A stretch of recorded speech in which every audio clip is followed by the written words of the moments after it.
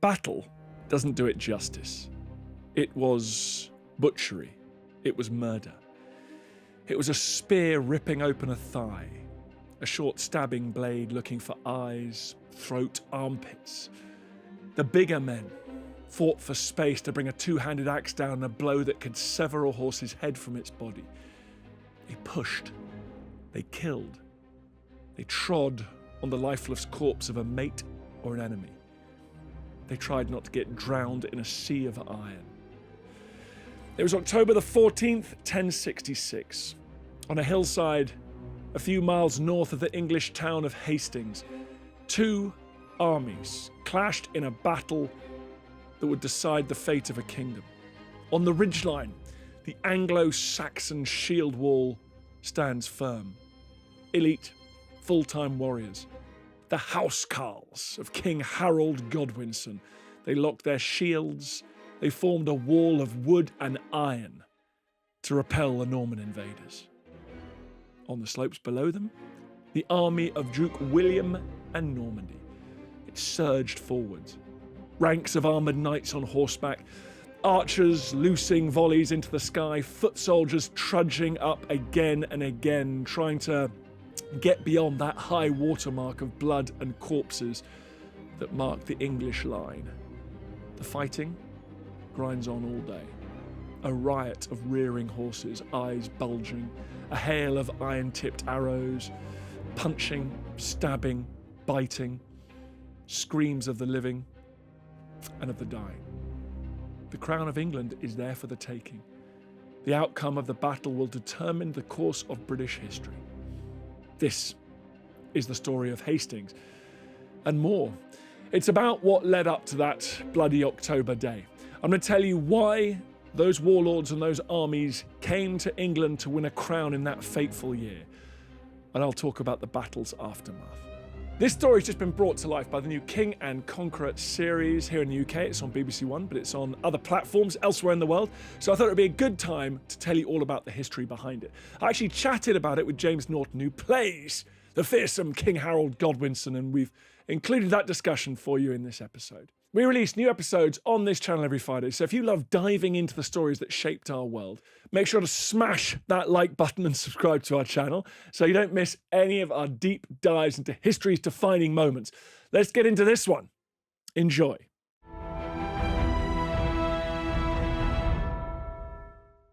Guys, thanks so much for coming on. First up, you are telling, it is the OG story, it's the greatest story in English history. But what do you think took everyone so long? For years we've been asking for this show. You guys delivered it. Why? We have a theory. You should talk about the two narratives, right? I mean, it's about... I think the way in which we found worked, this is Mike Johnson and Ed Clark, who kind of teamed up many years ago, kind of figured out that if we actually didn't focus on one of the protagonists and we gave them equal kind of attention, Harold and William, it unlocked the story in a different way. So we used this kind of, Kitty doesn't like me comparing it to Heat, but it was that kind of Heat factor. You take down scores. Yeah, I think that's my opportunity. Okay, and so that totally, because that's the weird thing about this story. It's the three guys. You can't, I guess you can split it three ways, but you need Hardrada, yeah. Yeah, one. But I think it is really interesting because if you're looking only at the Anglo-Saxon Harold version of the story, it's one man's journey and he fails. Or if you're only looking at the Norman William version of the story, he's the guy that, from a British perspective, you don't really want to win. So it's about their interconnecting narratives, and also the fact that they knew each other. We weren't taught that in school, that they were related by marriage and that they fought alongside each other. I find that I'm sure explore this because it is weird in Britain, because in a way, William I is counted as the first king, inexplicably, because there were lots of Anglo-Saxons for him. So you're never quite sure as a Brit, and I think different classes of Brits at different periods might have been on different sides in a curious way. So you can't, and you slightly reflect that, like who are we rooting for in this show? I mean, we are rooting for Harold, I think, aren't we?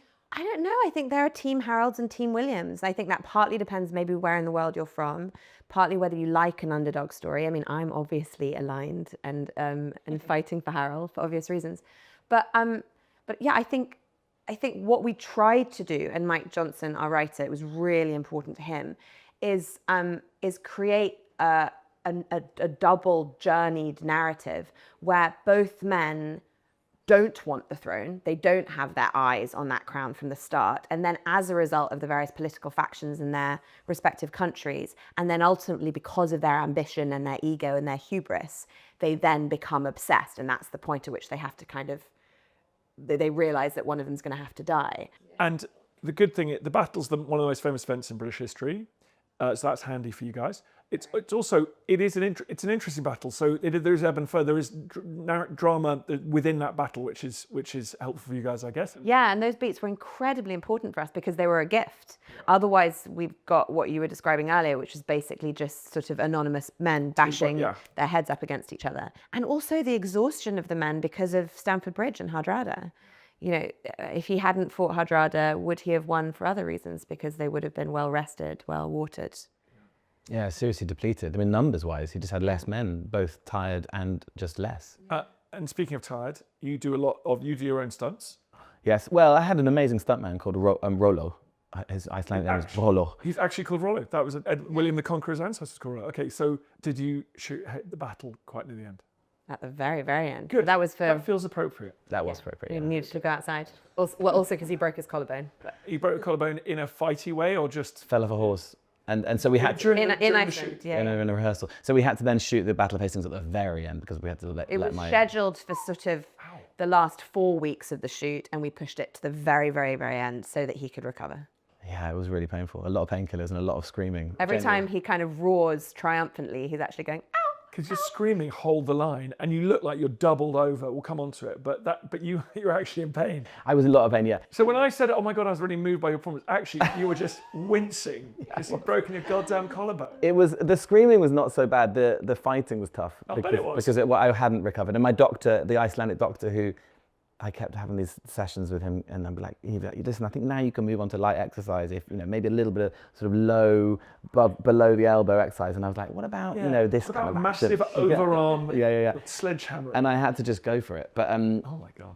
Thanks so much, Cunning. Thank you so much, Dad. Pleasure. Thank you. 1066. It was a year in which history seemed to move at a gallop. There weren't glacial changes and subtle shifts. This was a year that saw no less than 3 men ruling as kings of England. There were 3 great battles and other skirmishes as well. There were at least 3 pretenders to the English throne slugging it out on English soil. And it's a year that's come to just represent gigantic change, a moment of discontinuity. It is rightly remembered as one of the most famous years of British history. First, let's have the context. And now I say this in most of our explainers, which is a bit sad and a bit worrying, but this was an era in which violence was the norm, in which might was right, and in which war was common, particularly wars around succession. Nature abhorred a vacant throne. The British and Irish Isles, the North Atlantic archipelago, you call it what you will, was a patchwork of competing groups in that period. There were kingdoms and statelets and tribal areas almost right across the Isles from Donegal to Kent. You've got England itself, a relatively big unit, taking up much of the southern part of Britain. It had been united really for only a couple of generations since the conquests of Athelstan, or arguably his little brother Edmund. I'm not prepared to die on the hill of who was the first English king. It could have been Athelstan, could have been Edmund, could have been Edgar the Peaceful. Let's not get into it right now, okay? That's another podcast. But it was one of them. And that was only around 150 years or so before 1066. To the north of England, you've got Alba, roughly we would call it Scotland. And in the 11th century, that is busy conquering a British kingdom. You might say more accurately, a Welsh kingdom of Strathclyde. There's a whole other story there. That's a part of Western Britain not yet conquered by the English-speaking Anglo-Saxons or other Germanic settlers from the continent. You've got Orkney, Shetland, the Hebrides, islands like Mull, Arran, Skye. You've got Kintyre, where my mum's family are from. They're Viking, effectively. They're ruled by Norsemen. And Ireland and Wales, where do we even start? They were a tapestry, a mosaic of competing principalities, kingdoms. And all that meant that there was competition, there was rivalry, there was violence in pursuit of wealth and power. Violence was celebrated. It was seen as the natural order of things. Now, this feels disturbingly similar to my introductions for the First and Second World War explainers, and I think we might be hitting on a problem, folks. We've got a problem with violence in our species. But anyway, around succession in particular, the passing of the crown from one to another, there was always the potential for violence, for conflict. It was a terrible point of danger. And I'm really struck by how rarely stable successions were carried out in this period. How infrequent it was that a dynastic line could be set up, not just in England, but in Normandy as well, across the Channel. Power was focused on, it was exercised by a single individual, a king, a ruler. There weren't really capital cities in this period. There wasn't really a bureaucratic state like we get, based in Whitehall today or Washington, D.C., because the kingdom was, the centre of the kingdom was really where the king laid his head that night. Continuity of government depended on the heartbeat of the king. And the minute that heartbeat stopped, well, there was no telling what would happen. Internally, there was division or competition between warlords or his sons, but externally, there might be invasion. There was almost certainly going to be violence around that moment of succession. And therefore, nearly every generation of ruler had to establish themselves. It's almost like the hereditary blood claim in this period. It was necessary, but it wasn't sufficient to take over from the previous generation. It was a violent business ruling in the early Middle Ages.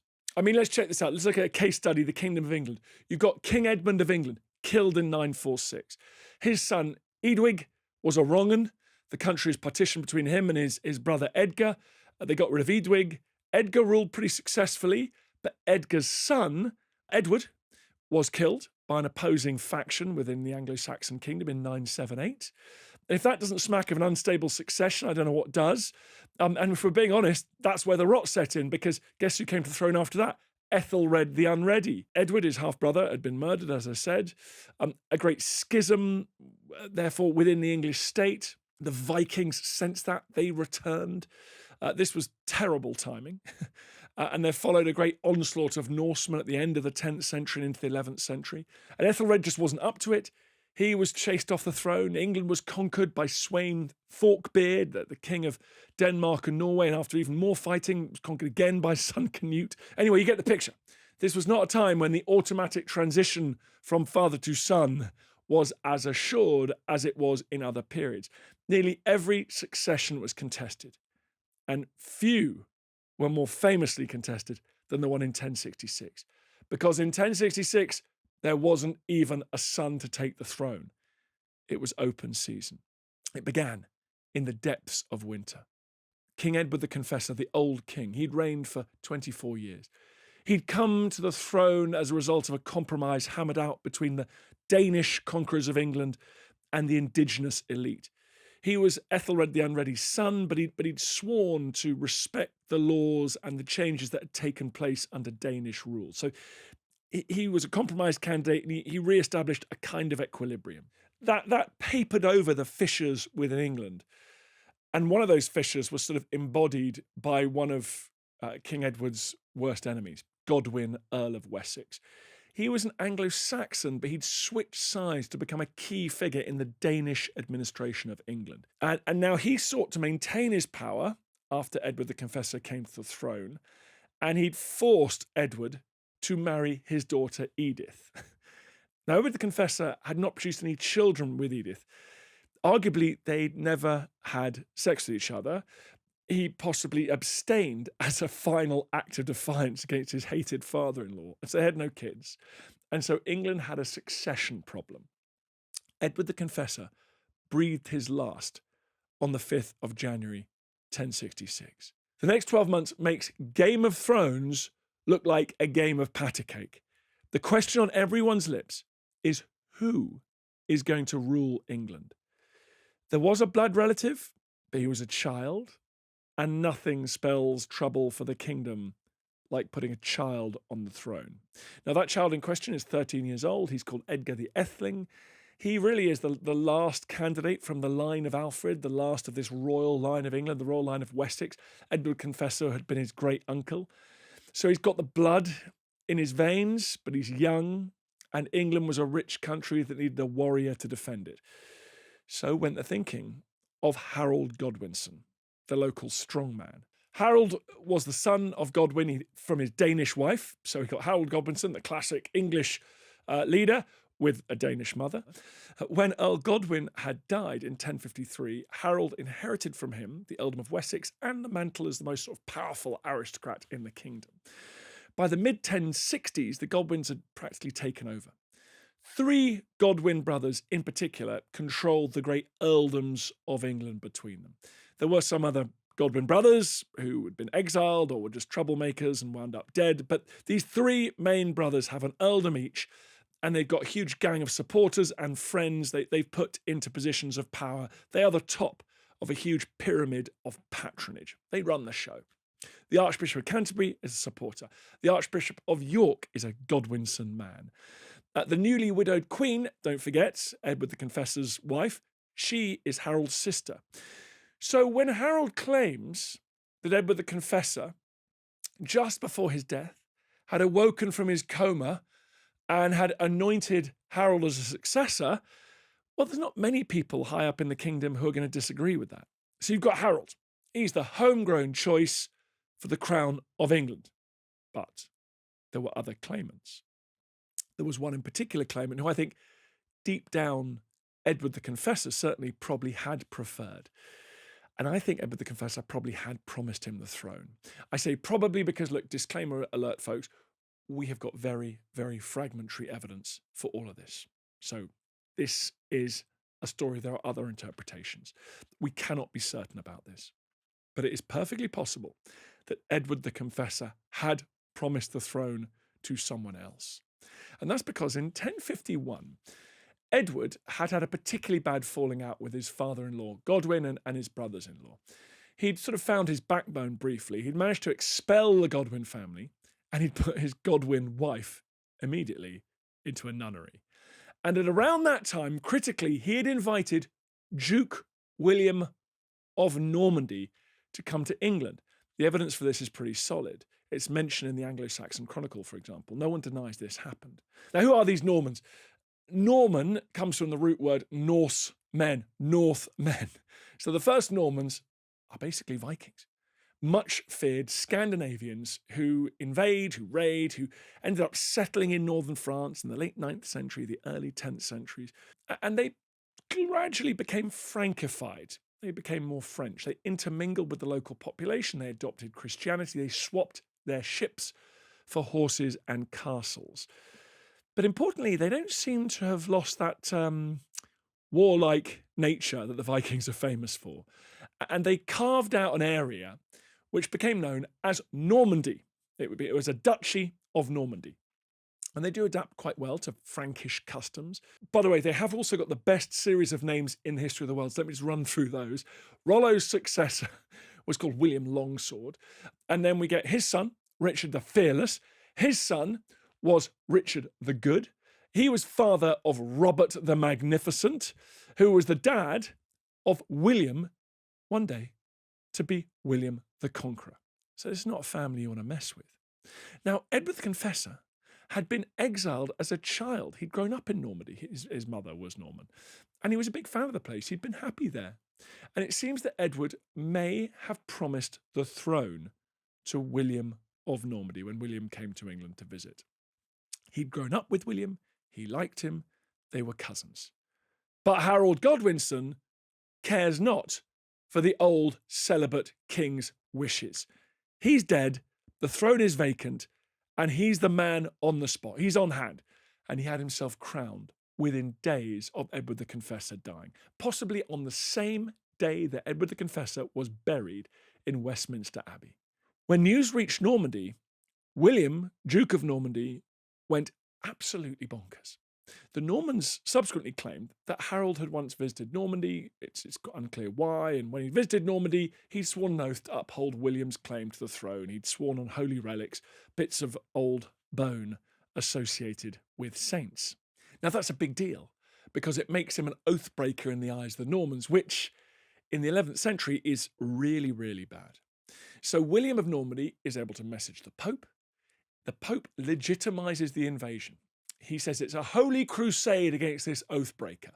That legitimized Duke William's claim to the English throne, and it meant that anyone who died for his cause on the battlefield would get fast-tracked into heaven. So the invasion is divinely sanctioned, and that's useful. It's good to have God on your side. So William, he's got the papal backing. He sends word out across Western Europe, particularly to neighbouring parts in northern France and the Low Countries. He says he's going to invade, and he asks for mercenaries. He asks for volunteers. The wealth of England was famous. William makes it clear that there were going to be rewards for anyone who joined him. Under this papal banner, this papal flag, they're going to defeat the oath-breaking Harold, and he was going to take back the crown of England that was justly his. In England, Harold's well aware that all this is coming. He knew he'd going to have to fight William, and he gathers an army. It's got a great army, in fact. They spend the summer in the south of England, hanging about in and around the Solent, which is the closest part of England to Normandy, and he waits for William. And the year 1066 is made even more dramatic by the fact that there was a conveniently timed arrival of Halley's Comet, which blazed through the skies above England and gave those of a superstitious bent a rather nervous feeling. Did it portend the death of kings? Well, this time round, yes, it very much did. So while William is assembling volunteers from as far away actually as Sicily in southern Italy for his invasion force, Harold is calling out his own English army. We call it the Third, the militia, if you like, of England. What you've got with the English army is the elite corps are the so-called housecarls. These are full-time professional troops. They're some of the most highly trained, effective warriors in Europe at the time. You can imagine royal bodyguards in full mail armour, wielding swords and double-handed battle axes. But he's also got a huge pool of part-time soldiers as well. They're called the Third, and they make up the bulk of the army. Each earldom into which the kingdom was divided was then subdivided into shires, and each shire had to produce this levy of men, the Third. A small group of farms, perhaps a hamlet, would have to produce one fighting man with the right equipment and the right enough supplies to spend 2 months of the year at war in the service of the king. And so Harold gathers this force together. But the problem is, by the end of the summer, that term of service has run out. They've been sitting around. They've done their months of service, and the harvest has to be collected. Food supplies have run out, and the Anglo-Saxon Chronicle just tells us that that army had to disband. And lo and behold, just 4 or 5 days later, we don't know if it was luck, the timing, it was great intelligence, we're not sure, the Norman fleet set sail from Dives in Normandy. But William sets out in less than ideal conditions, and that fleet, so carefully prepared for months and months, is blown not to England, but it's blown eastwards along the coast of northern France. Now, I always thought as a child, this was ridiculous. I mean, how hard can it be to get across the channel? I mean, it's a 14-hour sail with a decent wind behind you. I now know, let me tell you, that the weather in the channel can be absolutely appalling, and that's in the summer. Waiting for the right window to get a fleet of sail-powered ships safely across can take weeks and weeks on end, particularly quite primitive ships which are packed with horses and troops and supplies. Actually, William ends up not in England, but at a town called Saint-Valery, and he spends the next 2 weeks there looking at the weathercock on the top of St. Valery Church, praying every day for the wind to change and for the rain to stop. He even goes to the extraordinary extent of exhuming the body of Saint Valery himself, parading it around the Norman camp and getting everyone to pray for decent wind. Remember that 1,000 years ago, the person who decides battles at the end of the day, the person who decides the fate of a campaign, the wind direction, is God. And William believes to the depths of his soul that if God isn't on his side, this isn't going to work. Finally, on the 27th, 28th of September, the wind does change direction and William begins crossing the English Channel.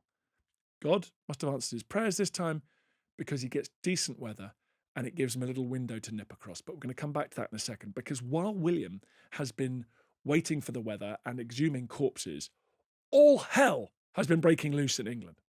Let's cross the Channel. Harold, remember, had disbanded his army. He'd hoped that the threat might be over for the year and his men can go and help with the harvest. He got back to London, and suddenly there he is hit with a thunderbolt. Harold discovers that England has been invaded, but not in the south, by William of Normandy.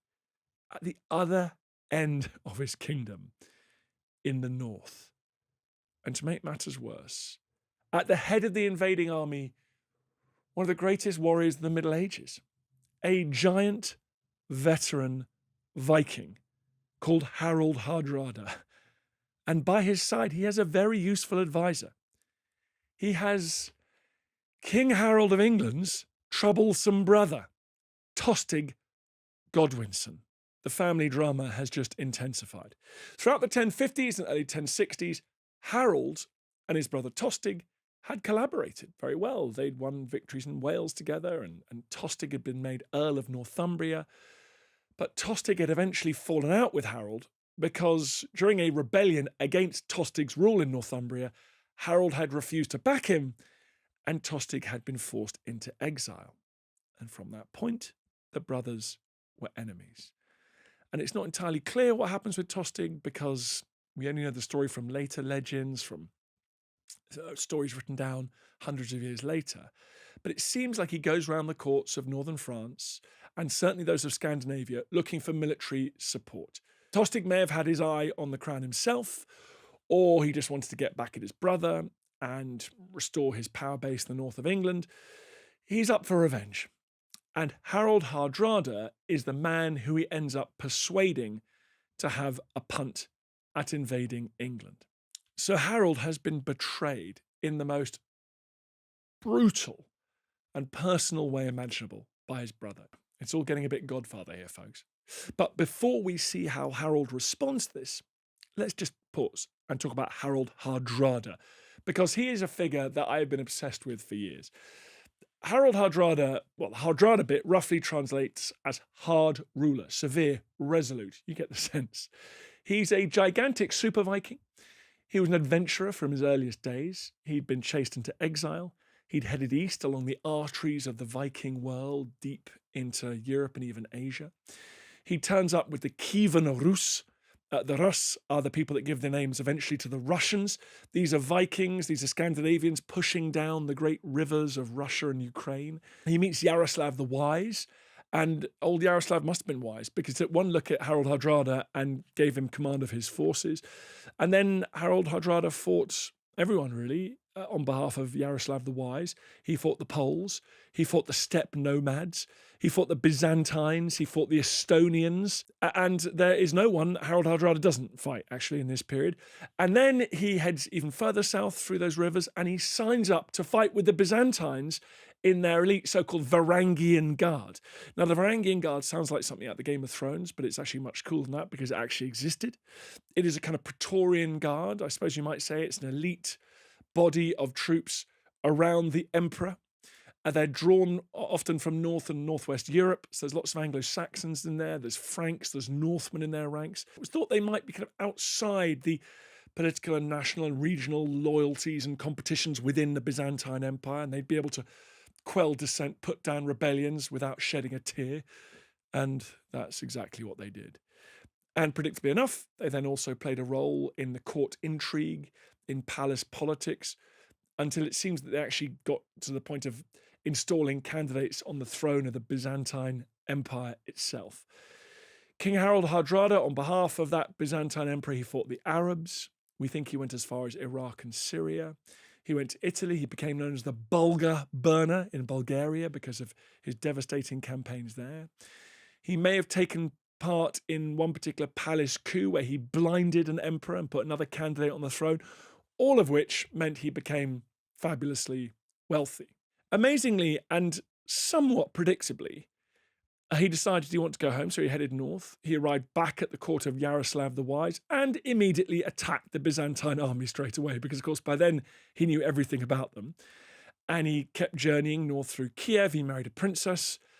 And with all of his wealth, he headed home to claim the throne of Norway. Because, you see, deep down, all he wanted was to go home, was to return to his native Norway and become king. And unsurprisingly, given what I've just told you, he got exactly what he wanted. He arrived back in Norway and took the throne. As king, he defeated the Danes several times in battle. His dream was unifying Denmark and Norway. He helped to forge, certainly, modern Norway. He explored the Arctic. I mean, the guy is completely extraordinary. One historian has a great quote about him, which I thought was one of the most euphemistic things I've ever read in my life. The historian wrote, "His personal morality appears not to have matched the Christian ideal." Yeah, do you think? Anyway, this is the guy who has just crunched his keel into the gravel shores of Yorkshire. It's not great. He lands his ship, called Serpent, naturally. He unfurls his standard, known as the Land Waster, and he got down to business. He seems to have had about 300 longships, perhaps 12, perhaps 15,000 men, we can't be sure. Tostig has got some troops with him, but what Tostig really brings is intelligence and local connections, much more than raw manpower. Tostig and Hardrada sail up the River Ouse towards the city of York, and if I've said it on this podcast one time, I've said it 1,000 times. Rivers, folks, rivers. Until the invention of the steam engine, that is how people transported armies and goods and things around Europe.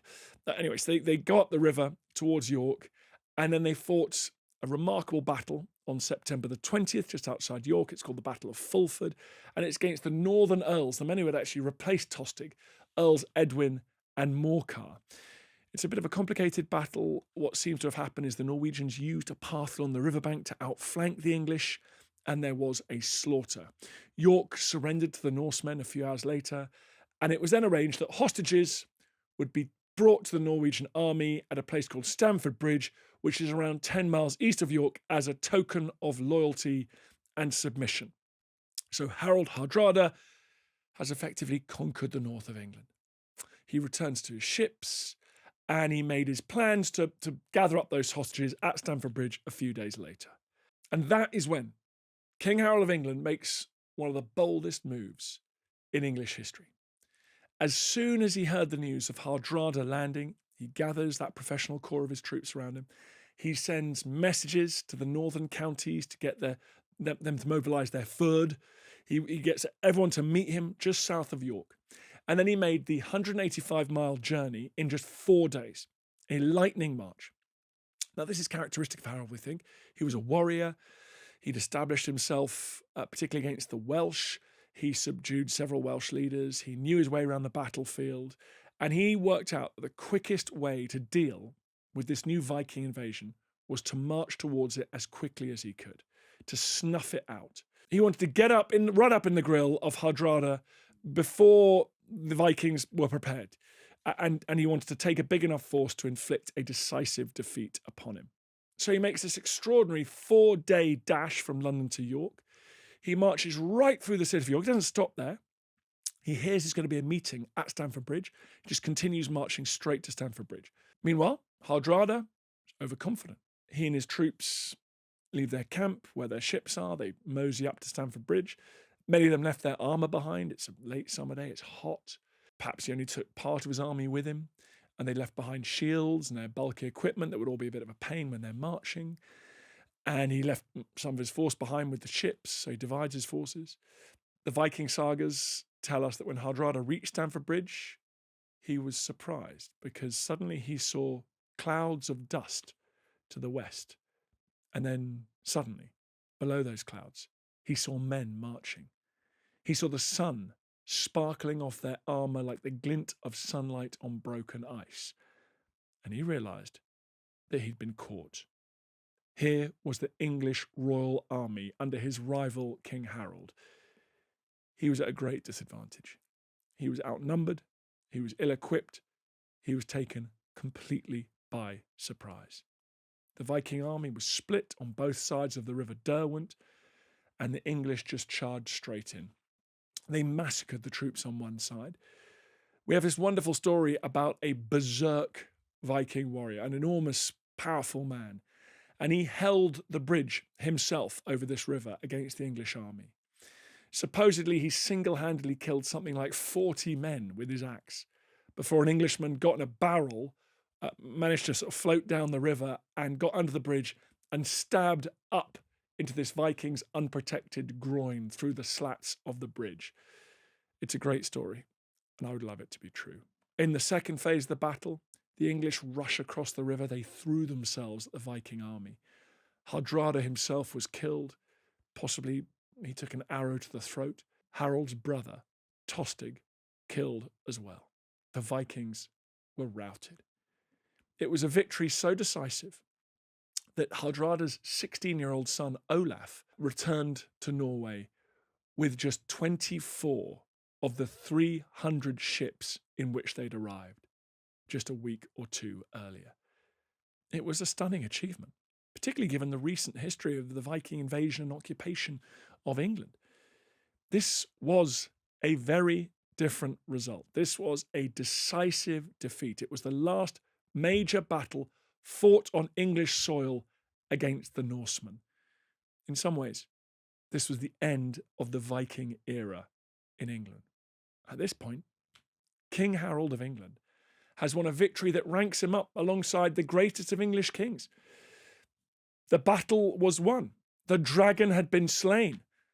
And he starts to disband his army for a second time. So those northern troops, they're sent home. Well done to them. Mission accomplished.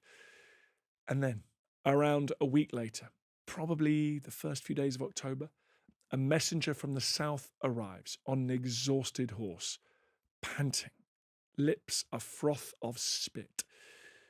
And that messenger says, "You're not going to like this, but a whole bunch of Normans have just landed at Pevensey on the south coast of England in Sussex." And you could just imagine Harold's dismay at hearing that the invasion had finally come in the south, just as he dealt so successfully with this invasion in the north. And interestingly, understandably, he tries to pull the same move again. He dashes to London, and without pausing for long, he heads south. Some sources say that his family, his advisors, his brothers, they tried to get him to stay in London, wait until a large enough army could be assembled to recall the Fyrd from the West Country, from the Midlands, not just to rush south and precipitate a battle against William. They implored him to send someone else to fight, a kind of holding action. But obviously, Harold believed he couldn't do that. If you're a king in the 11th century, you must take personal responsibility. You must lead the army yourself in the face of the invader. Charismatic, heroic battlefield leadership was an essential attribute for a monarch. He obviously felt that the king had to move fast, to crush, to neutralize, to drive back invaders that were torching villages and crops and brutalizing his people. Don't forget, many people thought that Harold was a usurper. Maybe he felt insecure himself. He didn't have the blood of Arthur and Athelstan in his veins. If your whole shtick for becoming king is that you're the warrior that's ready to rule from day one, unlike the boy Edgar the Etheling, then you've got to live up to that. If you're the man who'd helped to smash the Welsh, if you're the man who'd just seen off Harald Hardrada, then you've got to maintain that. You can't just send someone else to go and fight the Normans. At this point, Harold's reputation is flying high. He wants to back himself. And William's being very clever. Because ever since he landed at Pevensey, he's making a real nuisance for himself. He is taunting Harold. He is burning. He is ravaging. He is laying waste to southern England, what is now East Sussex. Now, bear in mind, Harold had been Earl of Wessex before he became King of England. This was Harold's manor. He knew this land. He knew this area. William was deliberately provoking him. He was causing misery. He was reminding the English of what life was like under a weak king that was unable or unwilling to defend them. He was gnawing away at Harold's legitimacy. So Harold, he takes the bait. He marches south, I think with fewer troops than he would have liked, with many of his seasoned veterans tired, carrying injuries. William hears of Harold's approach and he marches north out of Hastings to meet him. Now let's talk strategy for a second.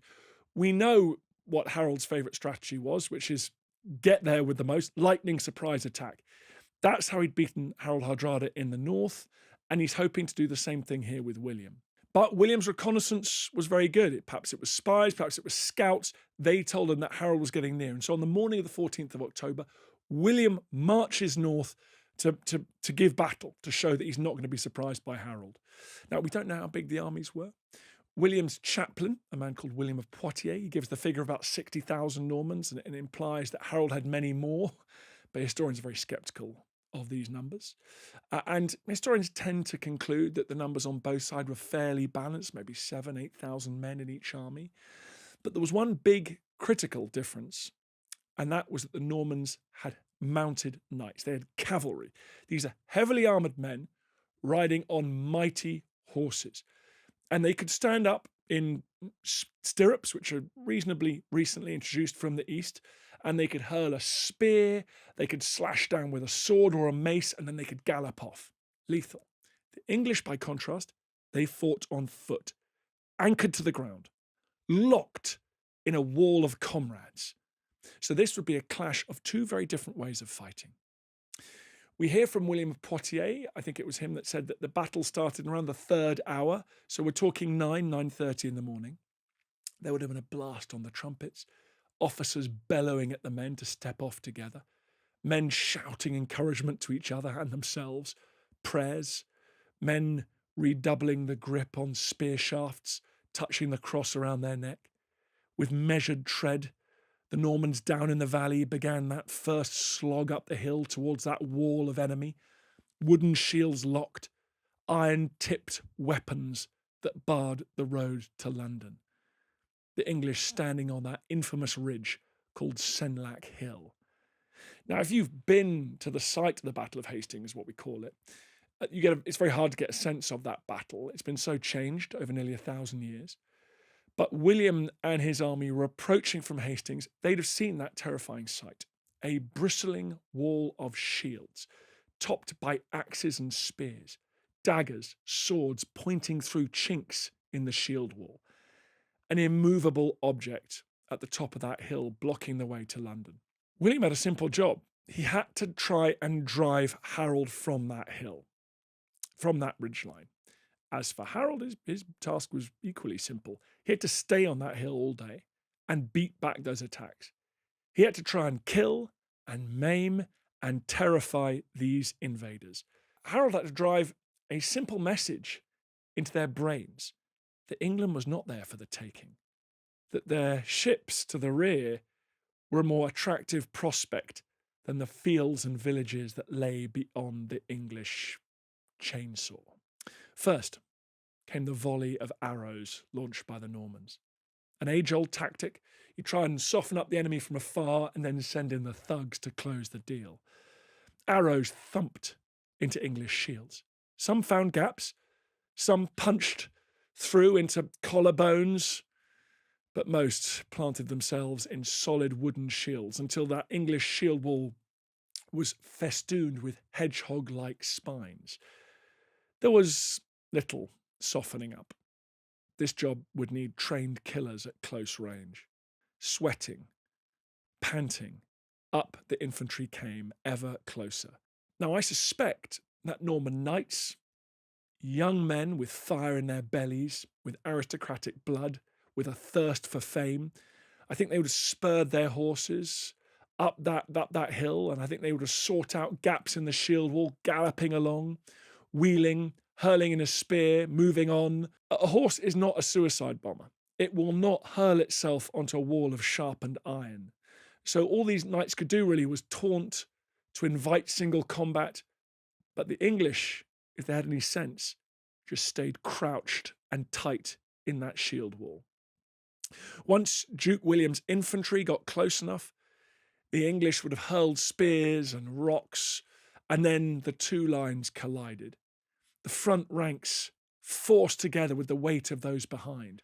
Arms would have pinned to your sides, the enemy inches away, the smell of his breakfast ale in your nostrils, brief glimpses of the white of his eyes in the shoving, pushing mass, the smell of his bowels emptied in fear, the tang of blood. The battle reduced to a mere metre or two around you.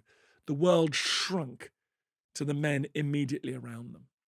Harold and his men are in their element. They're fighting the way that the English and the Vikings have fought for generations.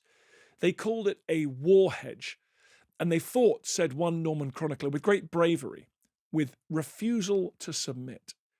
These were the elite warriors of the English kingdom. The Norman chronicler says that they counted it as the highest honour to die in arms, that their native soil may not pass under another yoke.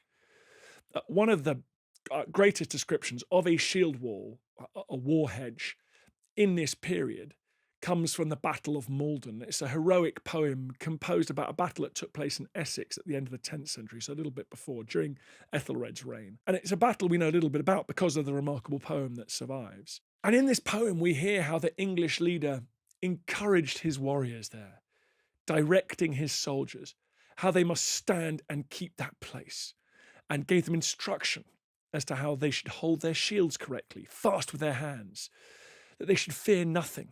And then it goes on to say, when he'd fortified his ferdman, then he alighted amid the ranks where it most pleased him, in the place where he knew his most loyal hearthguard to be. Those are his full-time professional household warriors, his housecarls. When battle was joined, the poem says that there was shouting heaved up, ravens circled, eagles eager for carrion. An uproar was on the earth. Then they let fly from their hands spears, file hardened. The spears grimly ground down. Bows were busy. Shields were peppered with points. I love that poem. And I like the way that the English leader took his place in the front rank. And we think that's what Harold would probably have done here at the Battle of Hastings, along with his brothers, for example, Gurth and Leofwin.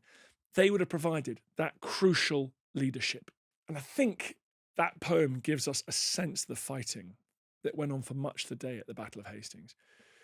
The Norman tide would surge up the ridge and it would reach that high water mark, and there'd be a ferocious, snarling, pushing melee at the shield wall, and then something would crack, exhaustion would kick in, and the Normans would retreat back down the hill to regroup and prepare for another go.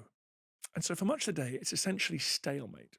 That's the message you take away from the sources. They're trying to break through the line, but that line is holding.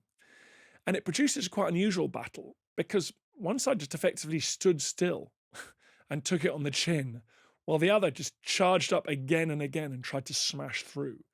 William too, Duke William, was at the thick of it, and his half-brother, Bishop Odo, he was a man of the church, so he didn't like spilling blood. He apparently used a mace rather than a sword. There were other family members too, bound to William by family ties, essential to William's personal command and control of this army. And at one point, that command and control was decisive, because early on, the battle teetered on a knife edge. Perhaps it was during the first attack or in a subsequent one. Either way, after one of those ferocious moments of contact when the two lines had come together in a pushing, shoving, anarchic melee, the Normans had retreated down the hill in a chaotic manner. Now, some of the Norman chronicles blame the Bretons, their allies from Brittany. Others claim it was, in fact, on purpose. It was a fake retreat. It was a deliberate tactic. But there seems to have been a retreat, and there was a general crisis in the Norman army. The rumour went round, the cry went round that Duke William was dead. The army's belief wavered. There's a fine line between a well-ordered army and a mob of fleeing individuals, and William felt that he was on that line right now. Decisive intervention was needed. Every second counted, and William tore off his helmet and galloped the length of his army, and he roared, I'm alive, and with God's help, I'll be victorious. Those are the seconds when reputations are made, when men become legends or footnotes in our history. And William rose to that moment. He managed to rally his army, and more. The Normans actually turned that wobble to their advantage. Some English troops could not resist the sight of the fleeing backs of their enemy, and they'd chased the retreating French and Bretons and Normans, whoever, they'd chased them back down the hill. But when William rallied his army, they were able to turn around on those English troops who were now vulnerable. They were out in the open. They were away from their war hedge, away from their shield wall. They were now in ones and twos. They were in small clusters. They were running down the hill. And William's heavy cavalry could scythe into them and strike them down. No strength in numbers now, just targets. A knight versus a foot soldier is an execution, not a fight. And in desperation, the Bayeux tapestry suggests that A small group of isolated English troops tried to form a little shield wall, but they were hacked down as the main body of the army looked on in horror. Among those men, perhaps, one source says, were both of King Harold's brothers, Gurth and Leofwin. You can imagine King Harold seeing that and carrying that torment with him through the rest of that long day. And this is really one of the crucial points of the battle. The Normans encircled these small groups of Anglo-Saxons, these Englishmen. They've come down from the hill and they're picked off. And it seems like it was in this way that William's able to grind down the English army. Perhaps more than once, the Normans retreated down the hill. Sometimes it was a ruse, perhaps. And each time the English would follow and they'd be rounded upon and cut down. So that indiscipline, that over-enthusiasm, whatever it was, meant that more and more of Harold's troops were being tempted out and killed out in the open rather than staying on the ridge where they were relatively safe. And there was an attritional effect. The Normans were finding ways to kill Englishmen. And it appears that by the end of the day, gaps were starting to show in that shield wall. And a shield wall is pretty binary. You don't get a shield wall that's 60% effective. It's either a shield wall or it's not. And if there are gaps, if there are inexperienced or lighter armed or less committed men in the front line, then those trained killers on the other side are going to sniff them out. They're going to sense them. It's animal instinct. It's the slightly limping beast that's pounced on by the wolf pack. The slightest waver, and the Norman elite are going to sense it and exploit it. Now, Duke William needs King Harold's corpse. This isn't a war where there's going to be a compromise negotiation. It's a succession dispute. There is no space for two kings in this one kingdom. He doesn't want Harold defeated. He wants him eliminated. And the turning point that really decides this battle is the death of King Harold. Now, one annoying chronicler tells us that King Harold was actually killed at the beginning of the battle, but that's terrible for a dramatic retelling. So let's just ignore that particular source and go with two more reliable sources. One is the Bayeux Tapestry, another one's called the Song of the Battle of Hastings. They were both created within a couple of years of the battle. They suggest that Harold did last until late in the day. The Bayeux Tapestry appears to say that Harold was shot fatally in the eye by an arrow, and it's become one of the most famous episodes in English history, one that we all learn about as children. But it may well not have happened. It's not mentioned anywhere else, and the Bayeux Tapestry may not even show that, because in fact, if you look at the stitching on the back of the tapestry, it seems like it's a spear or something that's been reinterpreted an arrow in the 19th century by people trying to restore the Bayeux Tapestry. And even if it is an arrow, it could be allegorical, because there are bits in the Bible about a king who broke an oath being shot in the eye by an arrow. So the whole story is pretty obscure 1,000 years on, as you'd expect. It's like trying to work out how Nelson died by a cartoon made a few years after his death. I find, to be honest, a more convincing theory is one mentioned in a source called the Song of the Battle of Hastings. And that is that William gathered together his elite troops around him. He saw an opportunity. He looks for King Harold's banner, the fighting man of Wessex, a jewel-encrusted banner featuring a fighting man, and he led his killers straight for it. And that does make sense. If you look at medieval battles, decapitation of enemy leadership is a very sensible policy. It can achieve quite a quick result. And look, it's not just the medieval world, it's the ancient world too. Look at Alexander the Great at the Battle of Gargamella. He leads his Macedonian heavy cavalry right towards Darius of Persia, right towards the centre of the Persian line, and Darius sees death in that onslaught of men and horses, and he turns and flees. And that's the end of the battle. The Persian army collapses after that. And so I think in the same way, it's very possible that at the end of the day, William saw weakness in that shield wall, and he felt confident enough to try and ride an elite squad, a hit squad, up the hill, seek out weakness in that ragged shield wall, find Harold, cut him down, and topple his banner. Who's going to fight for a king who's dead? Only the most committed. Many of his followers are going to look for their own survival at that point. And that's probably what happened. A group of Norman knights, according to one source, identify Harold. They hurl themselves at him and his housecarls. There's a moment of slashing fury, men hacking down from the saddle, English axemen raining down monstrous blows, swords blunted on shield rims, iron mail, human bone, grass underfoot torn, blooded, ground crushed to mud, human feces and entrails all around. The crown of England at stake in this moment of crisis, in this unknowable melee. King Harold is chopped down, his body hacked to pieces, unrecognisable, almost. Harold's banners thrown to the ground, and in this dusky light, it would have been the sign on the battlefield that the English army had dreaded. Word would have spread through the ranks like wildfire as the Normans breached the shield wall. Harold, the king, is dead.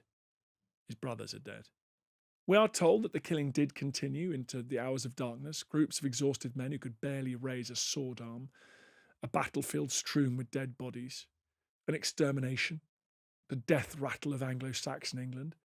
But without leadership, Harold's army started to melt away into the shadows, and the Normans were left in possession of the battlefield. Duke William had won a bloody victory. Some ran, but as we've heard, some groups did fight rearguard actions, and it was certainly a bloody evening for the Normans. As night came on, Duke William rode across the battlefield, across thousands of corpses. They were stripped in the hours that followed, valuables, armour, clothing. That process had already been begun by the Norman troops and by local people. By the following day, it would have been a mass of naked, mutilated bodies. Somewhere among them, King Harold of England and much of the elite of Anglo-Saxon England.